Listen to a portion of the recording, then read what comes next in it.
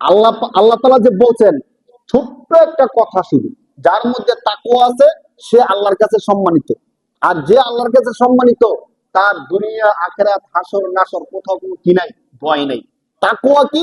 তাকওয়া হলো সব সময় গোপনে প্রকাশ্যে দিনের আলোতে রাতের অন্ধকারে আল্লাহর ভয়টা দিলের মধ্যে রাখা। আমি যাই করি না কেন, দেখেন কে?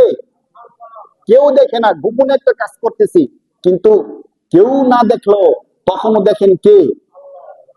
এই বিশ্বাস যার অন্তরে থাকবে, তার দ্বারা কি আর কোনো গুনাহ করা সম্ভব? বলেন। যদি যে কোনো কাজ করার সময় আমি একটা গালি দিব, মনে করলাম যে কেউ শুনবে না, আমি গোপনে একটা গালি তাকে দিয়ে দিই, কিন্তু তখনও যদি মনে করি দেখবে কে, তখন গালি মুখ দিয়ে আসবে? আসবে না। যে এই গালির জন্য তো আল্লাহর কাছে আমাকে জবাবদিহি করতে হবে। ধরেন আমি সুযোগ পাইলাম, সরকারি কিছু টাকা চাইলে এখান থেকে কাট করে আমার পকেটে ঢুকাই দিতে পারি, এটা সরকারের কোনো হিসাব নিবে না, সিস্টেম করে টাকাটা আমার পকেটে নিয়ে নিতে পারি।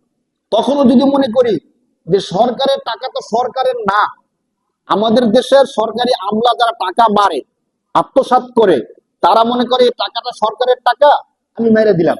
এই টাকা কি ভাই সরকারের না জনগণের?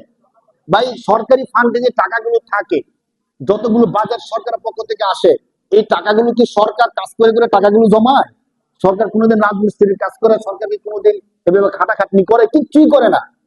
যদিও নামে আমরা বলি সরকারের টাকা, টাকা কি সরকারের? টাকা কার? জনগণের। আপনি যদি আমার টাকা মাইরা দেন, কোনো না কোনো একদিন আমার থেকে ক্ষমা নেওয়ার একটা কি আছে, সুযোগ আছে।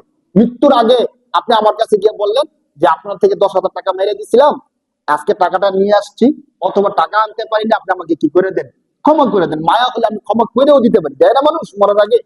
কিন্তু আপনি যে সরকারের নামে যে টাকাটা মেরে দিচ্ছেন, এই টাকা তো সরকারের না। এই টাকা বাংলাদেশের 18 কোটি জনগণ হলে 18 কোটি জনগণের।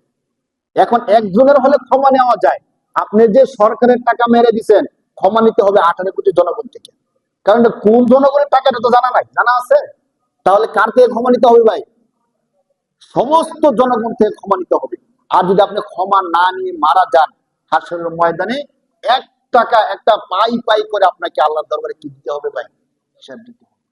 যখন সরকারি আমলা যদি এই বিষয়টা মনে রাখতো যে আমার সুযোগ আছে, আমি সিস্টেম করে টাকাটা আমার পকেটে ঢুকাতে পারবো, কোন জনগণও বুঝবে না, সরকারও বুঝবে না, উচ্চপদস্থ কেউ জানবে না, কিন্তু জানবে কে? যখন সে সাইনটা করতে যাবে, তখন যদি এই বিষয়টা মনে হয়, তখন কি সরকারি টাকা মেরে খাবে বলেন? তো দেখেন, একদম উপরের পদস্থ থেকে নিয়ে নিম্ন লেভেল পর্যন্ত ছোট্ট চোর যে 10 টাকা চুরি করে, সে যখন 10 টাকা চুরি করবে, সে যদি মনে করে যে এই 10 টাকার জন্য হাসরের ময়দানে আল্লাহর কাছে আমাকে কি দিতে হবে? জবাব দিতে হবে। হাসরের ময়দানে আল্লাহ যখন বলবে যে তুমি 10 টাকা চুরি করছিলা, এবার 10 টাকা তাকে ফিরিয়ে দাও, তো 10 টাকা তো ফিরিয়ে দেওয়ার কোনো কি নাই। হাসরের ময়দানে 10 টাকা পাইবো কই? পাওয়ার চান্স নাই। তো তাকে বলবে তাহলে তোমার যে যে সওয়াব গুলো করছো নামাজ রোজা পইরা, এই সওয়াব গুলো তাকে দিয়ে দাও। যদি একটা ছোট্ট চোর যে 10 টাকা চুরি করে, সে যদি এই বিষয়টা তার মনে আসে, তার দ্বারা কি চুরি করা সম্ভব? চুরি করা সম্ভব বলেন? সম্ভব না।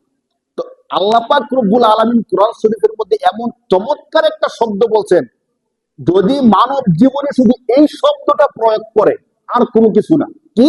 যে আল্লাহর কাছে সবচেয়ে সম্মানিত, যার মধ্যে সবচেয়ে বেশি তাকওয়া আছে, খোদার ভয় আছে।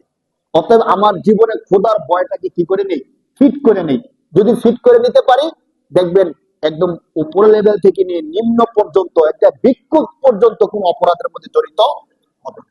শুধুমাত্র এই তাকওয়ার যে বিষয়টা আছে, অর্থাৎ আমি দিনের আলোতে যেমন অপরাধ করি না, রাতের অন্ধকারে অপরাধ করব না। লোকের সামনে যেমন অপরাধ করি না, লোকের চোখের আড়ালেও আমি কি করব না? অপরাধ করব না। প্রকাশ্যে যেমন অপরাধ করি না, গোপনেও আমি কোন অপরাধ করব না। যদি এই তাকওয়ার বিষয়টা আমাদের প্রত্যেকের মধ্যে চলে আসে, সমাজের মধ্যে মারামারি, কাটাকাটি, হানাহানি, বিশৃঙ্খলা আর থাকবে বলেন? থাকবে না। কোরআন শরীফের মধ্যে আল্লাহ তাআলা এই বিষয়টি বলছেন।